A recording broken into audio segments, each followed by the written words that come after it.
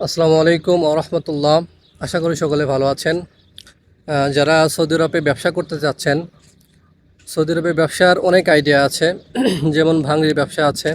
এই ভাঙড়ির ব্যবসাগুলা যদি একটা গাড়ি থাকে আপনার, এই সমস্ত গাড়িগুলো নয়, যে সমস্ত গাড়িগুলো সামনে দুইটা সিট থাকে এবং পিছনে কিছু জায়গা থাকে মাল নেওয়ার জন্য, ওই সমস্ত গাড়ি 10,000 12,000 রিয়াল হলে সেকেন্ড হ্যান্ড ক্রয় করা যায়। ওই সমস্ত গাড়ি থাকলে আপনি যে সমস্ত জায়গা দেখবেন যে ডাস্টবিন মতো আর কি, যে সমস্ত জায়গায় ময়লা ফেলানো হয়, সৌদি আরবে বিভিন্ন জায়গা আছে, বিভিন্ন সিটি শহর আছে, ওই সমস্ত ডাস্টবিনে আপনি যদি আবর্জনার ভিড়ে যদি আপনি লোহা খোঁজেন, তামা খুঁজেন, লোহা কিন্তু আপনার 1 রিয়াল 20 হালালা কিলো বা কেজি।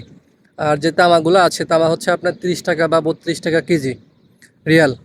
তো সারাটা দিনে প্রায় 5-6 ঘন্টা যদি গাড়ি নিয়ে ঘোরা যায় তাহলে অবশ্যই আপাতত 1.5 থেকে 200 লোহা খোঁড়া সম্ভব। তো 1.5 থেকে 200 লোহা মানে 200-250 রিয়াল, অর্থাৎ প্রত্যেকদিনই ইনকাম থাকে। তো আসুন ব্যবসা করুন, এবং ব্যবসা করে অবশ্যই ব্যবসার মধ্যে হালাল রয়েছে, ব্যবসার মধ্যে বরকত রয়েছে, অবশ্যই ব্যবসার মধ্যে বরকত রয়েছে। ব্যবসা করুন এবং সাফল্য অর্জন করুন।